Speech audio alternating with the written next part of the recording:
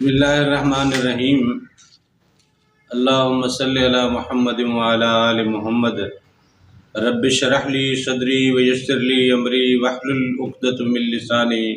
یفقہوا قولی۔ السلام علیکم دوستو،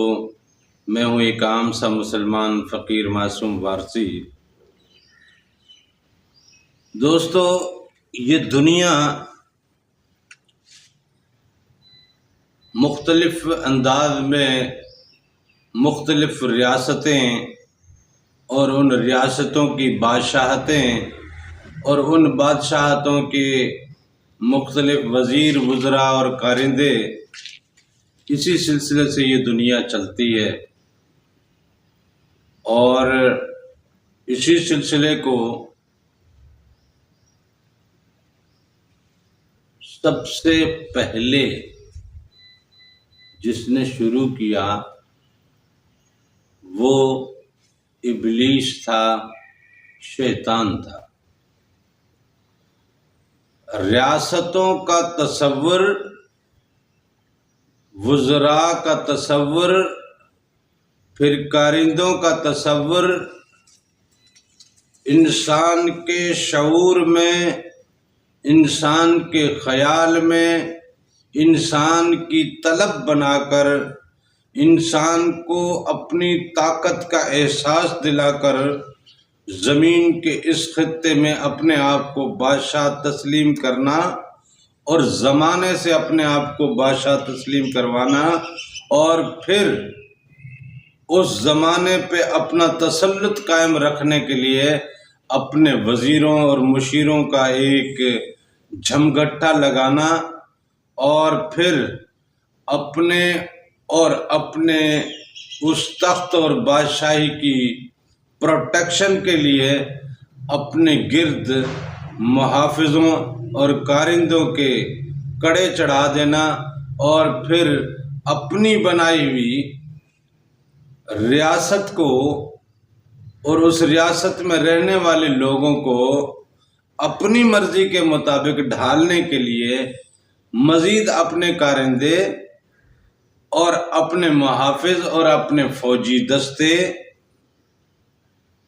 یہ ترتیب دے کے اس روح زمین کی اس عارضی زندگی میں اپنے آپ کو بادشاہ مان کے، اپنے آپ کو خدا مان کے، اپنے آپ کو اس روح زمین کا، اس خطے کا مالک مان کے، وہاں پہ بسنے والے لوگوں کو بھی اپنی ملکیت جان کے خود کو ان کا مالک سمجھنے کا یہ جو خیال اور یہ تصور، یہ سبق جو ہے، یہ ابلیس نے پڑھایا انسان کو، اور یہ اب چلتا آ رہا ہے۔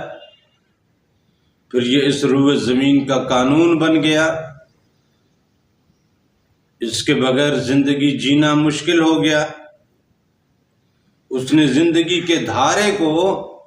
ایسے انداز میں پرویا کہ اب بغیر اس کے زندگی جینا، دنیاوی معاملات کو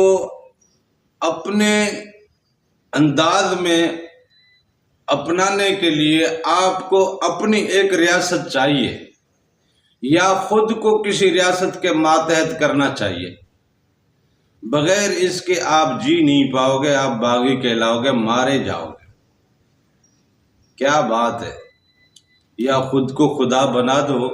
یا خود کو کسی کا بندہ بنا دو، اور پھر کہو کہ میں اللہ کا بندہ ہوں۔ کیا عجیب مذاق نہیں؟ یا تو خود کو خدا بنا دو، یا خود کو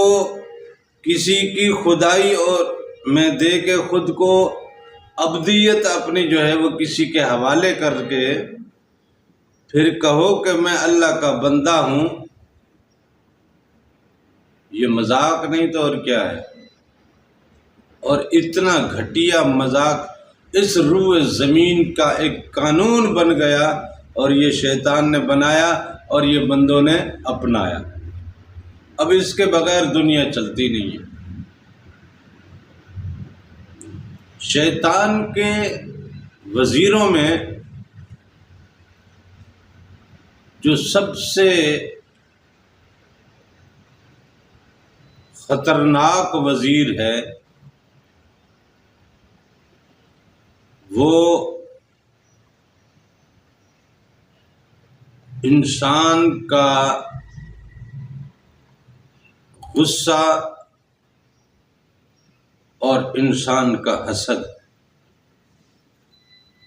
یہ حسد اور غصہ یہ شیطان کے وہ وزیر ہیں جو اس نے ہر انسان کے اندر ڈال دیے۔ ہر آدمی پہ اپنا ایک ایک وزیر چھوڑ کے رکھا اس نے۔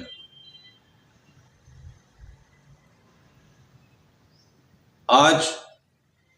ہر بندہ غصے میں، ہر بندہ حسد میں، ہر بندہ جلن میں، اور اسی جلن کی وجہ سے، اسی حسد کی وجہ سے کہ فلاں مجھ سے بہتر ہے تو میں اس سے بہتر بن جاؤں، اس کے بہتر ہونا، اس کا بہتر ہونا آپ کو کھٹکتا تھا، اس کا طاقتور ہونا آپ کو کھٹکتا تھا، اس کا آسودہ رہنا آپ کو اچھا نہیں لگتا، اس کا خوشحال زندگی جینا آپ کو اچھا نہیں لگتا، اس کا لوگوں کے ساتھ ہنسنا کھیلنا، لوگوں میں اپنا عزت اور مقام کا مرتبہ جو اللہ کی طرف سے اسے ودیت کیا گیا آپ کو اچھا نہیں لگا۔ آپ نے اس کے اوپر مختلف تہمتیں لگا دی، یہ منافق ہے، یہ چال باز ہے، یہ ڈھونگی ہے، یہ ڈرامے باز ہے، یہ ایسا ہے، یہ ویسا ہے، عجیب عجیب تہمتیں لگا کے اس کو برا بتا کے اپنے آپ کو اچھا بتلانا، اس سے حسد کرنا۔ کیونکہ ابلیس کو سب سے پہلے جس چیز نے انکار پہ مائل کیا وہ اس کے اندر کا یہ جیلسی تھی، حسد تھا کہ میں جو فرشتوں کی تدریس کا کام کرتا ہوں، یہ جو میں فرشتوں کا مدرس بن کے بیٹھا ہوں، یہ جو میں فرشتوں کو درس و تدریس کرتا ہوں، یہ جو میں عالم مثال اور جنت کے خزانوں کی چابیاں رکھتا ہوں، یہ جو میں ملکوت اور جبروت کے مختلف مقامات پہ فلاں فلاں عہدے رکھتا ہوں، ساتوں آسمانوں میں 7 مختلف ناموں کے ساتھ 7 مختلف عہدوں کے ساتھ اتنی بڑی میں اللہ کی قدرت میں، اللہ کی خدائی میں اتنا بڑا میں مقام رکھتا ہوں، اور اللہ نے خلیفہ بنایا تو اس کو خلیفے کا حقدار تو میں تھا، کیونکہ ہر چیز تو میں دیکھ رہا ہوں۔ اللہ کی پوری قدرت اور کائنات میں پہلے آسمان سے لے کے 7ویں آسمان تک کے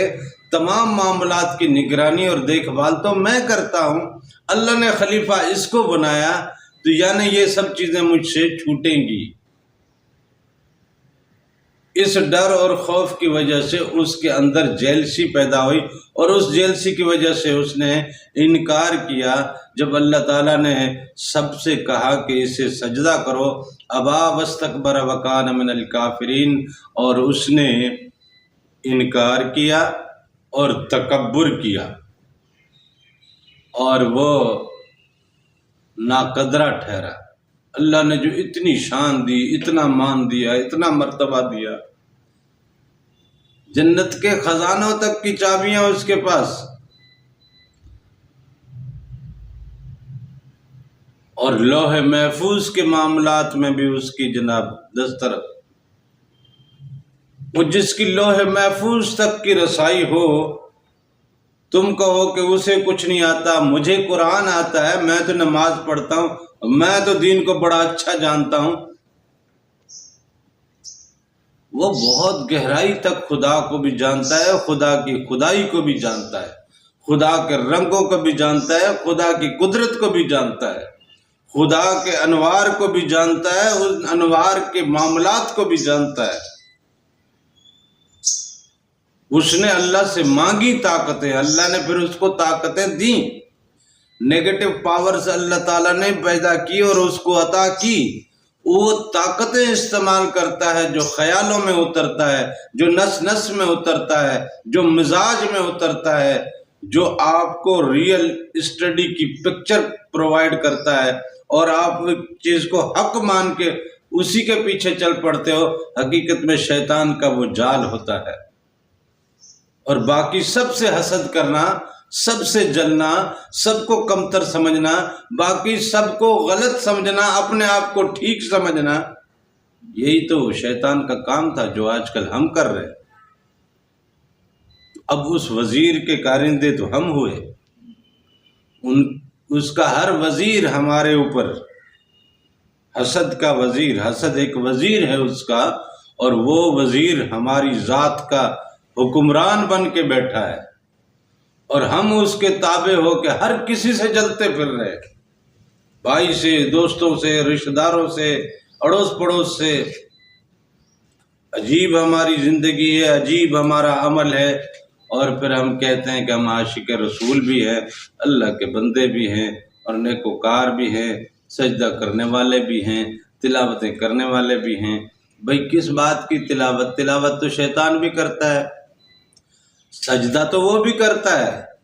وہ اللہ کے سجدے کا انکاری نہیں ہے، وہ تو آدم کے سجدے کا انکاری ہے، اور تجھے آدم سے نفرت، اسے بھی آدم سے نفرت، تجھ میں اور شیطان میں فرق کیا رہا پھر؟